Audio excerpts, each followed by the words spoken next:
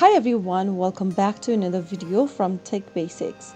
In this episode, we will be learning how to log out of your NerdWallet account. To log out of NerdWallet, first of all, launch open your web browser and type in nerdwallet.com in the search box. If you're already logged into your account and you'd like to log out of it, then from the main homepage of NerdWallet, go to the upper right corner and mouse over to My NerdWallet option. Now under Accounts, you will be able to see the Sign Out button. Simply click on it in order to sign out of NerdWallet in just a couple of steps. But remember that in order to get back to your account again, you will need to enter your email and then your password. Just remember the process you used while signing up for NerdWallet so that you can get back to it again in the future.